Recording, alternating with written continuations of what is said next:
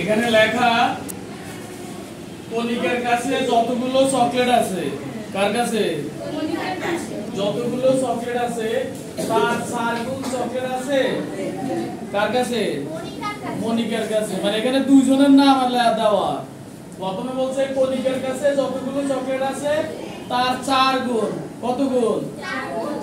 মনিকার কাছে চকলেট আছে। বলছে দুইজনের একত্রে 25টি 20 অর্থাৎ 25টি চকলেট আছে। দুজনের একত্রে কয়টি? 25টি চকলেট আছে। আমাদেরকে বলছে কণিকার কতগুলো চকলেট আছে এটা বের করতে হবে। মানে কণিকার কতগুলো আছে এখন তোমরা মনে রাখবা।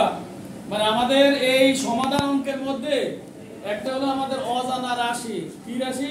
অজানা রাশি। মানে অজানা রাশি আমাদের বের করা, অজানা যেটা আমরা জানি না। আর আমরা ক্লাসে এর আগে বলছি, তোমরা শুনেছো যে অজানা রাশি ধরতে বা অজ্ঞাত রাশি এটাকে আমরা চলকের মাধ্যমে ধরি। যেমন আমরা হয়তো x ধরবো অথবা y ধরলাম অথবা z ধরলাম, মানে যে কোনো একটা আমরা ধরবো, ঠিক আছে? এখন এখানে আমরা যেহেতু আমাদেরকে বলছে কণিকার কতগুলো চকলেট আছে, তাহলে আমরা কণিকারটা ধরবো। কারটা ধরবো? কণিকার। আমরা প্রথমে ধরে নেব যে ধরি কণিকার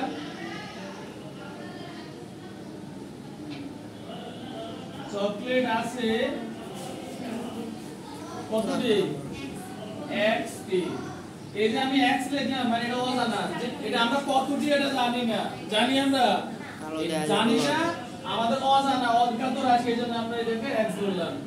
এখানে আরেকটা কথা বলতেছে কণিকার 4 গুণ। কত গুণ?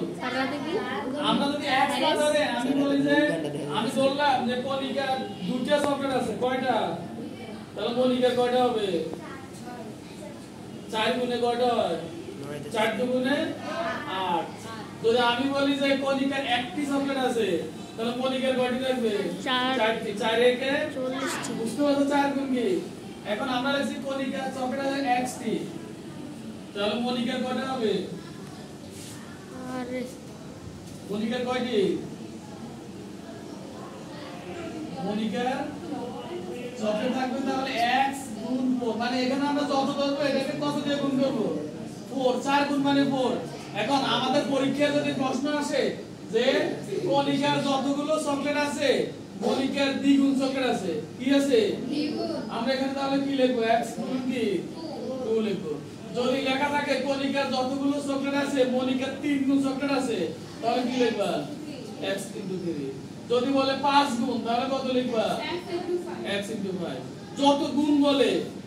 এখন এর সাথে তোমরা আরো কয়েকটা বিষয় মনে রাখবা। যখন বলে কারো বেশি আছে, যেমন আমাদের এই অঙ্কটাই সৃজনশীল আকারে আসলো, আমাদের বললো কণিকার যতগুলো চকলেট আছে কণিকার চেয়ে মনিকার 2টি চকলেট বেশি আছে। কয়টি? 2টি। বেশি আছে। আমরা তাহলে এখানে কি লিখব?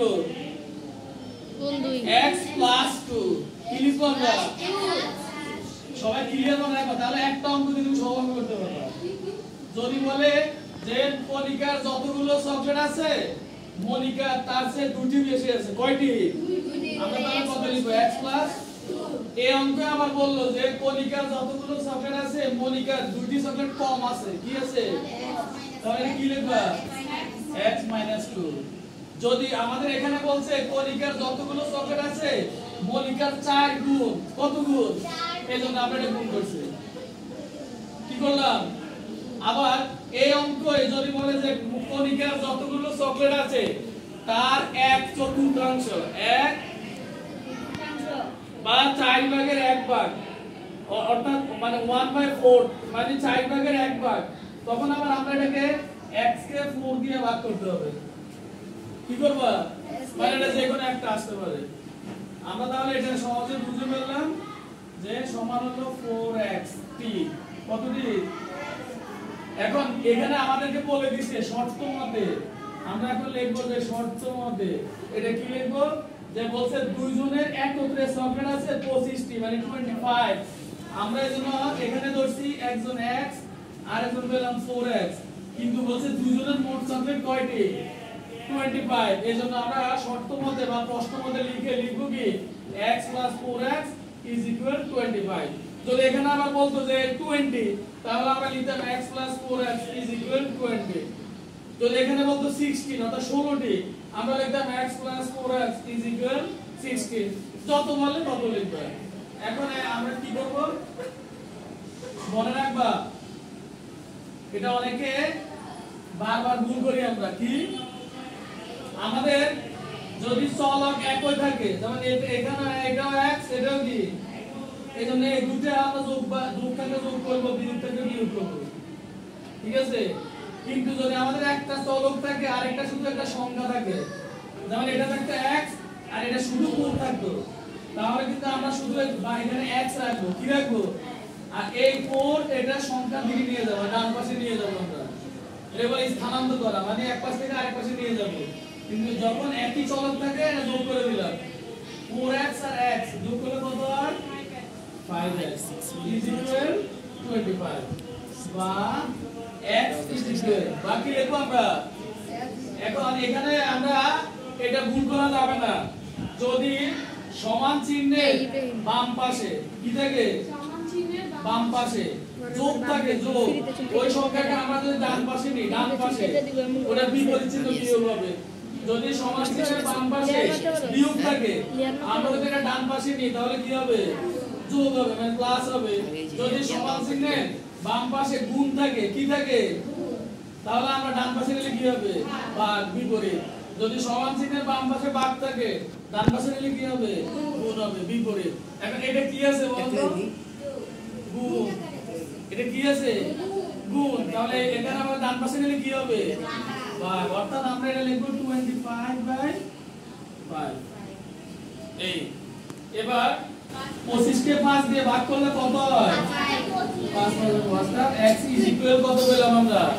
আচ্ছা, আমরা এখানে লিখছি কণিকার চকলেট আছে কতটি, আর x এর মান কত পেলাম, অর্থাৎ কণিকার কয়টা চকলেট আছে, সুতরাং কণিকার 5টি চকলেট আছে। কি কত সহজ না, মানে এই অনুশীলনী অঙ্ক সবগুলো একই রকম, শুধু তোমাদের প্রশ্ন বুঝতে হবে, প্রশ্নটা একটু পড়ে বুঝে তারপর অঙ্ক করে ফেলবা। কোন বুঝছো এবার, সহজ না, একেবারে সহজ, ঠিক আছে। ধন্যবাদ।